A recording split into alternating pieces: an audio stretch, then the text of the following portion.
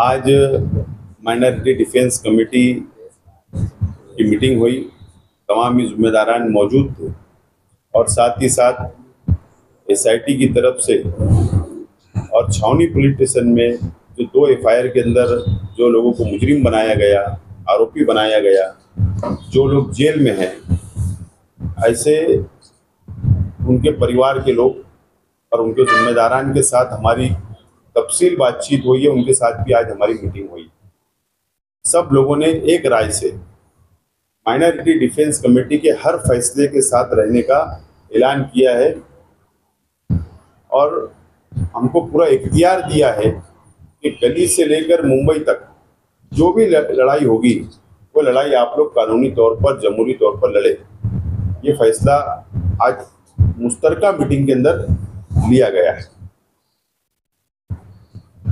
आज इसलिए हम लोगों ने मीटिंग कॉल की थी, बुलाई थी, क्योंकि मामला अब संगीन होते जा रहा है। एसआईटी की तरफ से सरकार ने एडवोकेट हीरे जो सरकारी वकील को नॉमिनेट किया है और उनका जो आर्गुमेंट हुआ है एक बेल एप्लीकेशन पर या रिमांड पर, तो वो नेशनल सिक्योरिटी का मसला इसको बता रहे हैं और इसको इंटरनेशनल साजिश भी बता रहे हैं और इस केस को अलग रास्ते पर ले जाने की कोशिश सरकारी वकील की तरफ से एसआईटी कर रही है और इसके लिए कहीं ना कहीं जमानत के अंदर तकलीफ आ रही है, दुश्वारी आ रही है। लेकिन मामला ऐसा नहीं है, मामला बिल्कुल ऐसा नहीं है। एक भी बांग्लादेशी, एक भी रोहिंग्या अभी तक मिला नहीं है एसआईटी को और पुलिस डिपार्टमेंट को, सरकार को एक भी नहीं मिला। जो भी केसेस अभी दर्ज हुई है वो केसेस जन्म दाखला डबल, उसके अंदर फोड़खाड़, फर्जीवाड़ा, इस तरीके से मामला है। लेकिन रोहिंग्या और बांग्लादेशी पकड़े गए ऐसा एक भी एफआईआर नहीं है या एक भी इंसान नहीं मिला। उसके बावजूद भी इसको उलझाने की कोशिश की जा रही है। ये तमाम ही चीजों का जायजा हमने लिया और इसके लिए हम लोग माइनॉरिटी डिफेंस कमेटी ने फैसला किया है मीटिंग में कि अब जमानत मालेगांव कोर्ट के साथ साथ में जो लोगों की रिजेक्ट होगी, मुंबई हाई कोर्ट में भी सीनियर काउंसिल के जरिए जमानत रखी जाएगी और मुकम्मल लड़ाई लड़ी जाएगी। ये फैसला किया गया है और माइनॉरिटी डिफेंस कमेटी की पहली प्रेस कॉन्फ्रेंस में हम लोगों ने एक ऐलान किया था। ऐलान ये किया था कि हम किसी से चंदा नहीं मांगेंगे, हम किसी से रुपया पैसा नहीं मांगेंगे। हम माइनॉरिटी डिफेंस कमेटी ये पूरा खर्च बर्दाश्त करेगी, उठाएगी, हम लोग मिलजुल कर। और दोबारा हम इस बात का ऐलान करते हैं और उन जो परिवार के लोग आए थे हमने उनको भी यकीन दिलाया है कि आपसे 1 रुपया नहीं लिया जाएगा। कानूनी लड़ाई लड़ने के लिए बड़े वकील लगाना पड़े या जो भी अखराजात रहेंगे माइनॉरिटी डिफेंस कमेटी बर्दाश्त करेगी। तो उन लोगों से भी हमने कहा कि आप किसी को भी चंदा भी ना दें और मैं शहर की आवाम से ये अपील करता हूं कि इन लोगों के नाम पे अगर कोई चंदा मांगता है तो उसको भी चंदा ना दे। ये बात का फैसला हुआ है। कमेटी 2 ख्वातीन की बेल हमारे वकला रखे थे, उन 2 ख्वातीन की बेल रिजेक्ट हो गई।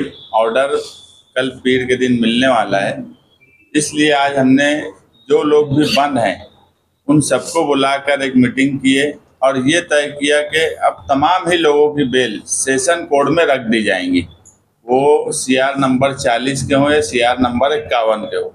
तकरीबन 30 लोगों पर एफआईआर दर्ज हो चुकी, इसमें कुछ लोग ऐसे भी हैं जो दोनों एफआईआर में हैं।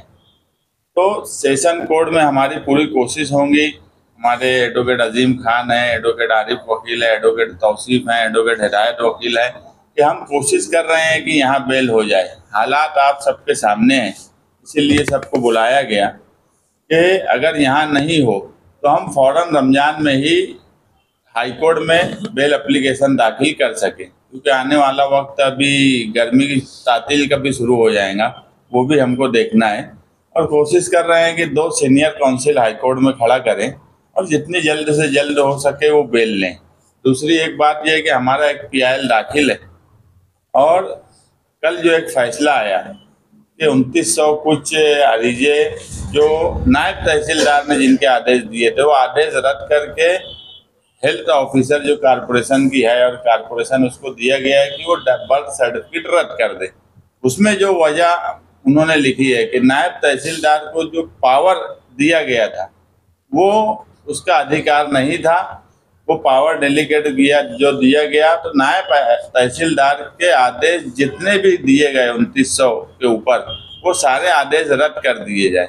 हमारा जो PIL हाईकोर्ट में फाइल है उसी में अभी आसिफ भाई की जो हमारे वकील है एडवोकेट महेंद्र, उनसे बातचीत हुई है, तो हम उसी में एक एफिडेविट करके अटैच कर देंगे कि ये जो गलती है ये गलती डिपार्टमेंट की है। और कानून एक ऐसा होता है कि कानून एक चीज़ है और एक आदमी का सोचने का भी एक अपना एक ढंग है कि अगर किसी को पावर डेलीगेट किया गया और उसने अरीजेदार को मतलब नहीं है कि कलेक्टर के पास उसका अधिकार है कि तहसीलदार के पास है कि नायब तहसीलदार, उसने अगर अरीजा दिया और उसके डॉक्यूमेंट बराबर है तो तुम्हारे डिपार्टमेंट का इंटरनल मामला है कि वो अधिकार था कि नहीं था, उसका दाखिला रद्द करना ये बात मुनासिब नहीं है।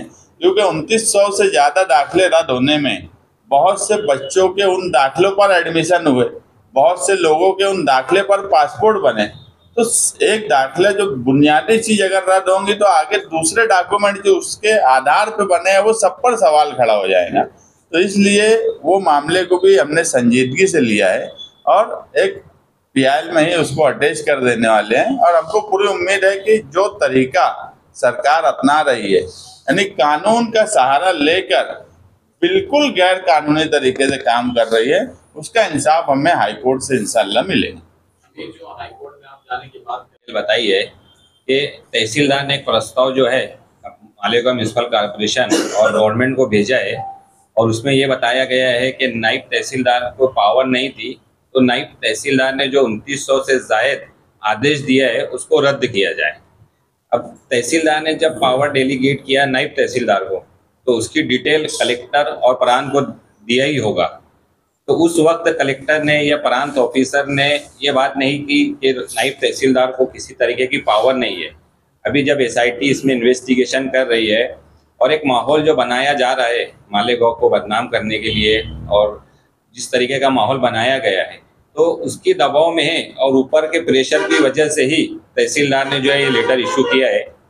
इंशाल्लाह हमने जो एक PIL दाखिल किया है उसमें हम लोग जो है एफिडेविट फाइल करके ये मामला भी हाईकोर्ट में रखेंगे कि जब इन्वेस्टिगेशन SIT की चल रही है और जो दाखिला 2900 से ज़्यादा लोगों को मिला है वो गलती जो है वो तहसील ऑफिसर, प्रांत और कलेक्टर की है, इसकी वजह से आम लोगों को तकलीफ ना हो इसके लिए जो आदेश रद्द करने की बात की जा रही है उसको कैंसिल किया जाए।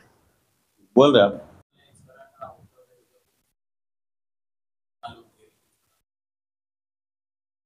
दोनों आगे बढ़ के उनकी मदद करके आप ये कह रहे हैं कि आप ये करेंगे और उसको मैनेज करना और ये करना, आप पूरे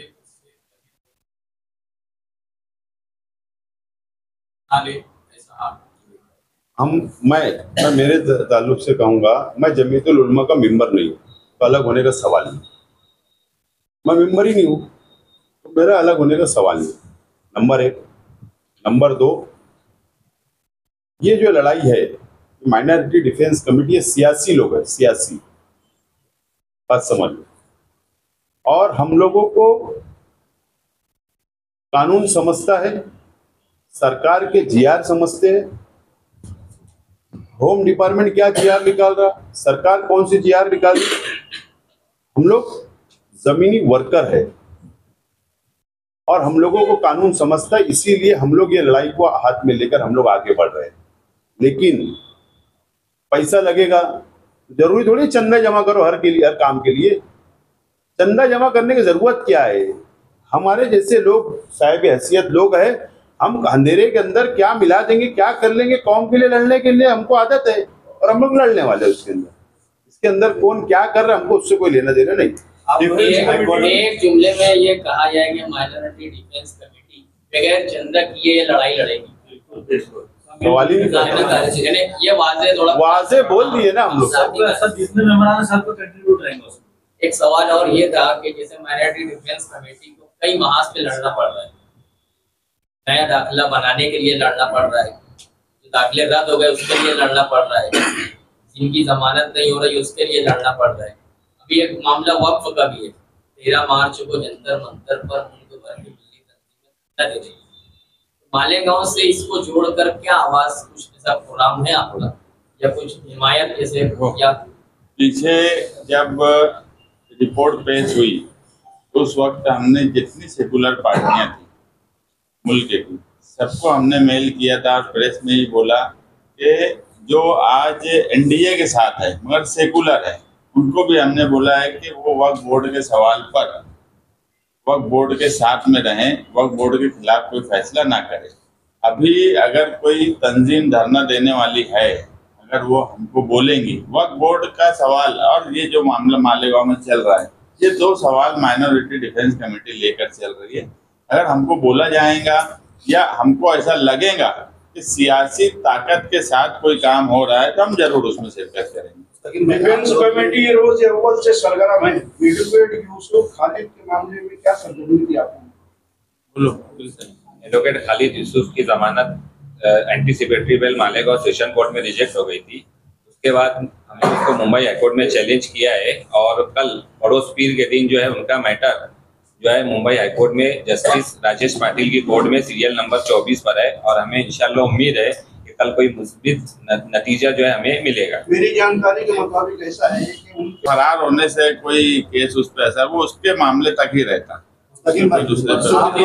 आप अपने हाईकोर्ट जाने की तैयारी कर चुके हैं, चले गए, अब जमीयत भी उसकी हाईकोर्ट जाने की तैयारी कर रही है। एक ही केस में अगर 2-2 PI फाइल होता है तो क्या इससे जिन लोगों को क्या परेशानी है उनको राहत मिलेगी या उनके ऊपर और ज्यादा तकलीफ? हमारी PI दाखिल हो चुकी, 2 महीने से ऊपर हो गया SIT बैठे, हमने किसी का हाथ नहीं पकड़ा, किसी का कुर्ता नहीं पकड़ा, कोई जब जाना चाहे जाए, मगर सिर्फ छचन करने वाले लोग छचन ना करे तो बेहतर है। एक दूसरा सवाल लेंगे, आप सियासी तौर पर इसको कर रहे हैं। आपने कहा कि यहाँ जो लोग बैठे वो सियासी है और हम सब सियासी लोग हैं इसलिए सब काम कुछ करें। शहर में और भी दूसरे सियासी लोग हैं, तो शहर के आज के MLA वो जमीयत के नाम पर काम के लिए आगे आ रहे हैं लेकिन बतौर सियासी तौर पर आगे नहीं आ रहे। इसको कैसे? वही तो आवाम से आप लोग उनसे पूछो। चंदा के सिलसिले में आप दोनों ने चंदे की मुखालफत की किसी भी दर्जे में, उसके कितने असरात तुम जायजा लेके हमको बताओ।